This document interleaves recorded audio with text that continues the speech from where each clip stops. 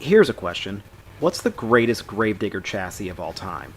See, the unique thing is every Gravedigger has a number, making it easy even for casual fans to trace a lineage, and given that more times than not, a truck built as Gravedigger stays one, it's also easy to look at the highlights versus more standard chassis under the Monster Jam banner that can go through multiple identities. So, let's go back to the question at hand. Folks may say number 1 or number 2, the original Leaf Spring chassis, or perhaps number 7 known for its crazy freestyles, or number 12 for innovating the fleet for racing.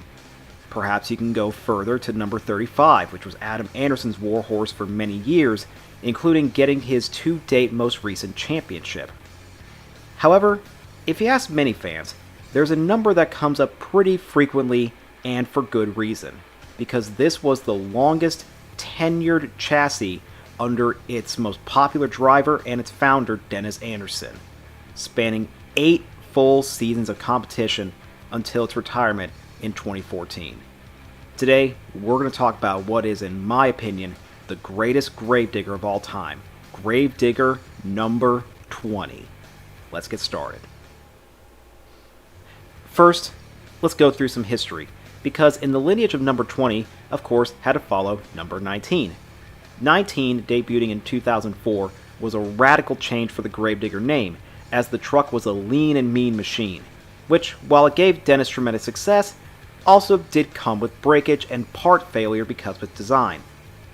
During the off-season of 2005, Paul Cohen, the at-the-time Pastrana 199 driver, and soon-to-be Air Force Afterburner driver, helped design a brand new truck for Dennis, taking design cues from 19, but focusing more on stability and structure.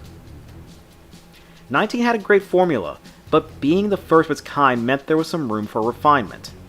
The truck would make its first public appearance at SEMA 2005, featuring black beads and the traditional body. Also too, I want you to note the nitrogen shocks here in the rear of the truck. Dennis decided before its debut show at the final Minneapolis event 2005 to switch to coilover shocks, but more on that in just a bit. The truck would debut in Minneapolis as stated above with a unique look, a green ghost design exclusive to Dennis Anderson, which, honestly, I love this thing so much, and I would love to see a throwback to it at some point in the future, maybe at the World Finals next year, hint hint hint hint hint. What's also interesting to note is this event also marked the stadium debut of his son Adam in TAS, so now we have the son and a new truck, but their paths would cross here relatively soon. Dennis would get fastest qualifier, but lose out in the finals to the white-hot Lindsey Wink and Iron Outlaw, and finish a close second in freestyle. Ironically, those coil shocks would actually break in freestyle and place him a point from tying the winner. Who won freestyle? Architect Paul Cohen in his final ride with Pastrana 199. Technically, Houston 2009 was his last, but shh. Now heading into 2006 proper, and the truck would get full nitrogen shocks, as the truck would head to Pontiac for the final Monster Jam event at the Silverdome. Dennis would qualify third behind Tom Meents and Larry Jarzel of all people. While he would defeat Thrasher, Dennis would lose out again to Iron Outlaw, and cartwheel the truck in the dumpster.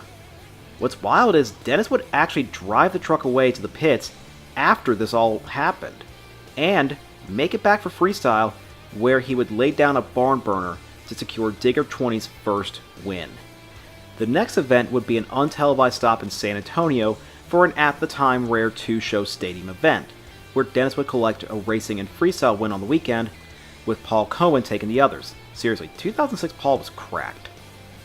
Next would be Tampa, which was televised, where Dennis would get pole, but lock a rear tire at the finish and be out of racing. He would, however, take the freestyle win, albeit with some injury due to a faulty seat. Orlando would be next, where again, Dennis would have racing woes, but take the freestyle win with arguably the best freestyle in Digger 20 by that point. Houston would be next, and this event was bad. Last year, Dennis swept this event, but this year, no such luck, as he would be defeated by Superman and roll on his first hit. Back to Minneapolis for an untelevised, although it should have been televised, event where he would lose in the finals to Jimmy Cretin, but Anderson would win freestyle. Well, Adam, that is, as his son would collect his first stadium win in freestyle, finishing 1 point above Dennis. Although, I'm sure Dennis wasn't upset by this at all. Again untelevised in Jacksonville, where Dennis would finish second in freestyle, just barely behind the 2003 champion Jim Kohler and Avenger. The final stop would be in Detroit, where despite getting fast qualifier, he actually would in essence lose all oil pressure and be out for the evening. Adam, however, would secure win number 2 in the 106.7 The Drive. Again, Dennis seemed over the moon. Heading to Las Vegas, Dennis would set the fastest time and take down Maximum Destruction and then Safe Auto Minimizer to make the quarterfinals. Neil Elliott would flip Hot Wheels in the semifinals, where in a close race, Dennis Anderson would take his second World Racing Championship. Freestyle 2, he would lay down a phenomenal performance where it only took Tom 1 point to best him. Really, looking at averages to averages, this was arguably Dennis's best World Finals performance, at least up to that point. Whatever woes the truck had were polished up, and he was looking good. Plus, 2007 was his 25th anniversary, so hey, he would be white hot that year, right? About that. See, in the final Minneapolis show, where a year prior he debuted at 20, he would take a bad hit on the roller in qualifying and break his shoulder. Chad Taylor would take over the truck for freestyle, but the diagnosis meant Dennis would not be ready to pilot by January. In fact, he wouldn't compete at all in the winter. The team had a whole season to run through, so who could even take his spot? Well, who would be better to represent an Anderson than an Anderson? Adam Anderson would take the spot in Digger. He had big shoes to fill, but Dennis felt his son was ready to take the helm. Houston would be up first, where Adam, to his credit, would get pole position. He would, however, lose out to an Escalade, but bounce back to take the freestyle win in Gravedigger. Not bad for his first time out. Atlanta would be next, which, fun fact, this was my first Monster Jam event I ever got to see live. I'll speak about this more in time, but in our story, despite rolling over in racing, Adam would lay down the best freestyle of the whole year, and a run that I think truly showed the world Adam Anderson had not only arrived, but he could measure up to his dad. Hell, if you look at the original upload from years ago, you can hear Dennis lose his mind as his son tears up the Georgia Dome like we had never seen at that point. A commanding statement victory, and one that I would say has been generational. Tampa would be next, where it seems like despite being the racing champion, a trend would come. Lose out in racing, but win freestyle. In fact, bear in mind too, despite the Double Down trophy existing since the previous season, Digger 20 had not won a single one of these at this time. Phoenix would be next, where Adam would finally break through and get a racing win. His first stadium racing win. And so, surely freestyle would go well too, right? No! Crashed on the first hit and he was done. He would have a great encore, but yeah, once again, the sweep eluded the team. Houston would be next once again, where despite some strong efforts, the team would go winless during the event. But hey, you can't win them all. However, the second Minneapolis show would be just what the team needed, where Adam would secure Gravedigger 20's first Double Down trophy. And against stiff competition like Avenger, Air Force Afterburner, and High Anxiety.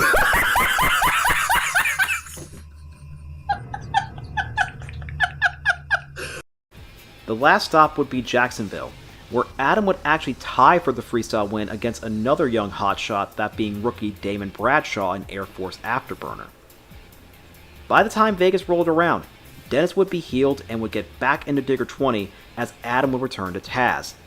The team also would unveil an absolutely iconic chrome body for this event. Questions did arise, however. Being out of the seat for several months, would Dennis flop?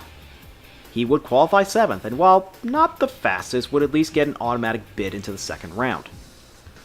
An Escalade would be first disposed of, then Safe Auto Minimizer, and the man he bested for his first racing title, Pablo Huffaker, in the debuting Captain's Curse. However, he would end up being bested by John Seesock in Batman, who would go on to secure his first championship in a very popular win. Despite a very strong freestyle, including a wild crash, Dennis would finish silver, as 4 points behind the aforementioned Mr. Huffaker, taking what would be his sole title. The truck would run intermittently in the offseason, with Dennis suffering an insane crash in Virginia most notably, but thankfully be uninjured. And so, as the year rolled on, the team would return to the site where a year ago he would miss the entire winter season, Minneapolis. Despite losing in racing, Dennis would show he was back in fine form with an insane freestyle, launching the truck into the stratosphere and having some wild saves to deliver one of the best freestyles of, frankly, that whole era, as he would enter 2008 with something to prove. Except, here's the thing, we wouldn't really see Dennis that often this year. Perhaps my single biggest criticism of this peak era is that Monster Jam ignored the West Coast entirely when it comes to televised coverage. It was severely underrepresented. Like, okay, even in this era, Anaheim had multiple dates a year, but between the 2000 episode and the 2009 airing, no Anaheim dates got coverage, at least here in America. Dennis, however, would spend most of 2008 running along the West Coast, and even some rare arena appearances where, as expected, he would absolutely burn it down. His main televised appearances, however, were fruitful, with a freestyle win both in the first Houston show and in St. Louis with some iconic performances. Hell, his Houston run would become the cover of the 2010 yearbook. Honestly, if you want to see more of these highlights, the Control Chaos 2 and Crash Madness 6 DVDs help provide some more footage. Now, with a full season, this means Dennis would rock out in Vegas, right? Yes and no. Racing was his worst performance in 20 to date, as he would lose out to King Crunch for the second time in Vegas. But in freestyle, he would actually really have a strong performance with spectacular run, and would put the Anderson name in the championship. Adam once again, that is. Yeah, despite not getting a title, his son Adam in the new Taz, built by Paul Cohen using design cues from 20, would secure the freestyle world title, his first of to date 5 championships. Digger 20 would also get a cameo in the short-lived show America's Toughest Jobs, filmed in Salinas, California, but would not compete there. Season opener that year in Minneapolis was really just fine. For an event that seemed to have Dennis in either the doghouse or the penthouse, this was the equivalent of a nice studio apartment out in the suburbs. He wouldn't win any events, but did do a solid job. However, when the season began proper in Atlanta, which, fun fact, marked my first time seeing him perform in person, he would double down his first televised event of the year.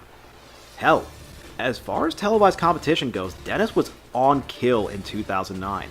A freestyle win in New Orleans and El Paso, a double down in Jacksonville and Orlando, and compared to his biggest rival Tom Meents, who was arguably having his worst season since the turn of the millennium, Dennis was on fire in 2009.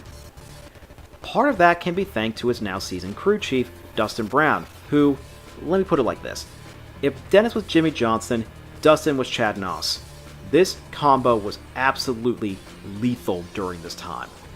Yet, the World Finals for Dennis that year sucked. A round 1 loss to the eventual freestyle champion Damon Bradshaw, and an 11th place in freestyle with a run that was stilted by flipping on the wall didn't highlight how strong this year was. And maybe there's a discussion to be had of how much the World Finals means, given it's not a reflection of a season-long performance, but instead just how you do on one night. 2009 would start to mark a trend of new domestic stadium events post-World Finals, first starting in Glendale, in what was until 2016 the only Mosh Jam event at this venue. Dennis would take the freestyle win, but lose in the semis to recently recrowned racing champion Tom Meents. Minneapolis next, it was a dichotomy. He would get his first racing win of the season, but finished dead last in freestyle. Atlanta would be next, and also be broadcast live on Speed. You kids nowadays are lucky to have the live streams, but between the end of the pay-per-view era and before the live stream era, this was an enigma of an event. And to have a scary crash that had fans, including myself, worried that he was injured. Mercifully, he would be able to compete the following event in Detroit, where Dennis hadn't appeared since 2006. But it would be his son Adam defeating him to take the racing win, while another rough freestyle put him towards the bottom. In between this event and the next aired episode in Orlando, we would also get the televised debut of Ryan Anderson, Dennis's second eldest son, who we will intersect more in this video. Orlando, Dennis would double down once again, but take a controversial win over Neil Elliott. But, hey, for the Max D fans out there, don't worry, his revenge would take a while to cook, but it was coming. Another freestyle win in Tampa, and while Jacksonville will be rough for Dennis, Adam would take a massive freestyle win. World Finals would come around and qualifying fared much better. Arguably the most competitive qualifying bracket at the time, with all of the top 5 separated by 3/100ths of a second. His march began with defeating Avenger, and then future Gravedigger driver and the biggest recurring topic on this channel, John Zimmer in Amsoil Shock Therapy. In the semifinals, he would defeat El Toro Loco, and in the finals for what was the only time him against Tom Meents in the championship, and he would clinch his 4th title. His freestyle, however, was less than stellar, but that's also in the virtue that this track blew. Look, I'm sorry, I hated this track then, I still hate it. I hate it because it's too big, too clustered, and just way too much. But, hey, don't just take it from me. Take it from the man himself. Even he said this in his post-freestyle interview. The 2010 summer brought the first Paths of Destruction events in Philadelphia and Cincinnati, where he would clinch racing in both. See, the thing with Dennis is he began an absolute tear in racing, arguably one of the best title follow-ups in Moss Jam history. Ryan, meanwhile, would secure his first stadium freestyle win in the Cincinnati show.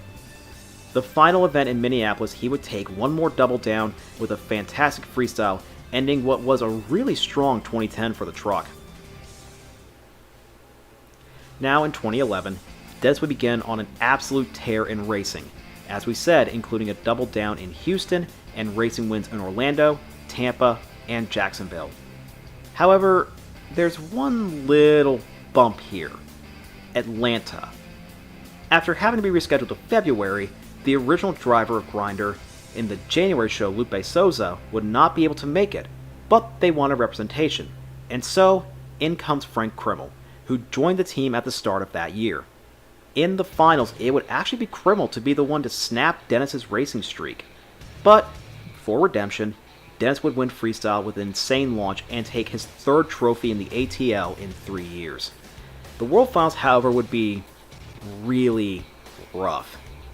See, Dennis would lose to Jimmy Creed in the quarterfinals. On paper, not a massive L, but the entire engine would let go, and in sort of a reverse of his Minneapolis in 2006 injury, Dennis would be fitted to drive Chad Tingler's Gravedigger for freestyle, but again, no title for either Anderson.